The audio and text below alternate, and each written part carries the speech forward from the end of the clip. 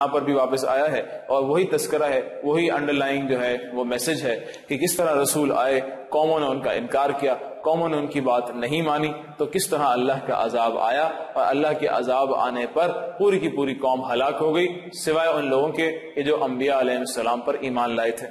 تو یہی میسج جو ہے اس طرح کے رسولوں کے تذکرے سے دیا جاتا ہے کہ جب جب رسولوں کی باتیں نہیں مانی گئیں تو تباہی ہی قوموں کا مقدر بنی. یہی بات آج بھی جاری ہے کہ جب تک ہم اللہ کے رسول صلی اللہ علیہ وسلم کی باتیں ماننے پر نہیں آ جائیں گے, آج جو ہم دیکھتے ہیں کہ دنیا میں مسلمانوں کی رسوائی کا عالم ہے, وہ بدل نہیں سکتا تب تک کہ جب تک ہم اللہ کے رسول کی پوری دعوت پر لبیک نہ کہہ دیں اور اس پہ پورے کے پورے عمل کرنے کی کوشش نہ کریں. جب تک ہم اللہ کے رسول اکرم صلی اللہ علیہ وسلم کی دعوت پر نہیں آ جائیں گے, آپ کے دین پر مکمل عمل نہیں کریں گے, تب تک اس دنیا میں امت مسلمہ کی رسوائی کو روکنے کا کوئی طریقہ نہیں, کوئی طریقہ نہیں. یہی وہ بات ہے جو بار بار رسولوں کے تذکرے سے اللہ پاک نے سمجھائی کہ دیکھو قوم فلاح پا سکتی ہے, امت فلاح پا سکتی ہے صرف رسول کے طریقے پر چل کر, اس کے علاوہ نہیں. تو یہ جو کیٹیگورک بات ہے اس کو ہمیں دل میں بٹھانے کی ضرورت ہے. یہ آج کی تیسری بات تھی کہ قوموں کی فلاح اور بہبود کا تعلق رسولوں کی بات ماننے سے ہے, اور جو رسولوں کی بات نہ مانے, جو قومیں رسولوں کی بات نہیں مانتی تھیں انہیں ہلاک کر دیا گیا. اس امت کے ساتھ بھی معاملہ یہی ہے. ان کی اس امت کے جو رسول ہیں یعنی محمد مصطفیٰ صلی اللہ علیہ وسلم, ان کی بات اگر یہ امت ماننے پر آ جائے تو اس قوم, اس امت کی ترقی کے راستے کھل جائیں گے. اور جب تک یہ آمادگی کا اظہار نہ ہو تب تک معاملہ کھٹائی میں رہے گا. اللہ کرے کہ ہم جلد از جلد فردن بھی اور من حیث الامت بھی توبہ کی طرف جو ہے وہ آ جائیں, اور اللہ کے رسول صلی اللہ علیہ وسلم کی پورے دین کو جو ہے وہ عمل اس پہ کرنے کی ہمیں اللہ پاک توفیق و ہمت عطا فرمائے, آمین. آج کی چوتھی بات کا تعلق سورہ نمل سے ہے. سورہ نمل ہم جانتے ہیں کہ سورت نمبر 27 ہے, 27 ہے قرآن حکیم کی, اور اس کے اندر سورہ نمل کے آغاز میں حضرت سلیمان علیہ السلام کا تذکرہ آیا ہے, آیت نمبر 15 سے لے کے آیت نمبر 44 تک, 15 to 44. اور وہ تذکرہ کیا ہے؟ وہ تذکرہ دراصل سلیمان علیہ السلام کی بادشاہت کا ہے کہ آپ کی بادشاہت جو اللہ پاک نے آپ کو عطا فرمائی تھی وہ انتہائی عظیم الشان بادشاہت, بڑی زبردست سلطنت اللہ پاک نے آپ کو عطا فرمائی تھی. زمینوں پہ بھی آپ کا حکم چلتا تھا, ہواؤں پہ بھی آپ کا حکم چلتا تھا, انسانوں پر بھی آپ کا حکم چلتا تھا, جنات پر بھی آپ کا حکم چلتا تھا, اور تو اور پرندوں پہ بھی آپ کا حکم چلتا تھا, اور بڑی آپ کو سلطنت عطا فرمائی تھی. یہ سلیمان علیہ السلام کا تذکرہ کر کے اللہ پاک ہمیں کیا میسج دینا چاہتے ہیں؟ اس تذکرے اور اس قصے کے پیچھے جو میسج ہمارے سامنے آتا ہے وہ یہ آتا ہے کہ جب اللہ پاک اپنے بندے کو نوازتے ہیں, اللہ پاک اپنے بندے کو نعمتیں دیتے ہیں, تو اس کا رویہ کیسا ہونا چاہیے, تو اس کا رویہ کیسا ہونا چاہیے. تو یہ دیکھیے کہ سلیمان علیہ السلام کو جب اللہ پاک نے اتنی ساری نعمتیں دی تو سلیمان علیہ السلام کا رویہ کیا تھا, اور یہ ہمیں سوچنا چاہیے کہ ان کا رویہ کس طرح کا.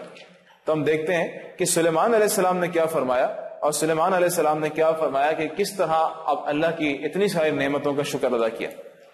ہم جانتے ہیں کہ اس میں بہت ساری باتیں سلیمان علیہ السلام کے بارے میں آئی ہیں. مختصراً ہمیں ایک بات لے لیتے ہیں جس سے سارا خلاصہ ہمارے سامنے آ جائے, وہی آج ہماری چوتھی بات ہوگی کہ جب سلیمان علیہ السلام کے سامنے اللہ پاک کی اتنی ساری نعمتیں آئیں اور ان کو یہ احساس ہوا اور شدت کے ساتھ یہ احساس ہوا کہ اللہ پاک کے اتنے سارے احسانات میرے جو ہیں وہ اوپر ہیں, تو ان کی زبان سے بے ساختہ یہ بات نکلی کہ ھذا من فضل ربی, کہ میرے رب کے فضل سے ہے,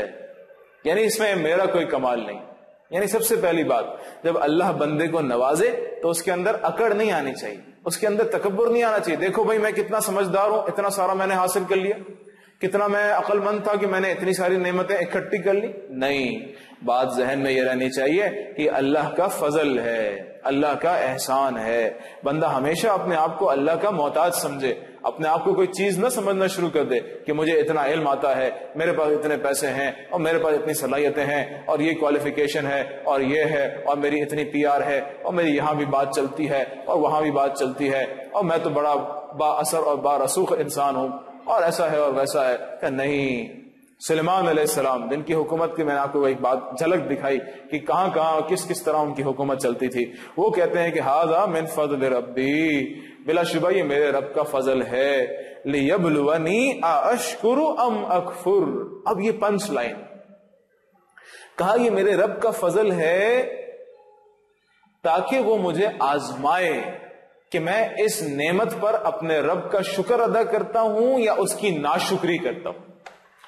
معلوم ہو گیا کہ اللہ جب بندے کو نعمتیں دیتے ہیں تو وہ نعمتیں آزمائش ہوتی ہیں، آزمائش ہوتی ہیں، آزمائش ہوتی ہیں، کہ ان نعمتوں پہ اگر اللہ کا بندہ شکر ادا کرے تو وہ بندہ کامیاب ہے، اور ان نعمتوں پہ اگر اللہ کا بندہ شکر ادا نہ کرے تو وہ شخص ساری نعمتوں کے ہونے کے باوجود ناکام ہے۔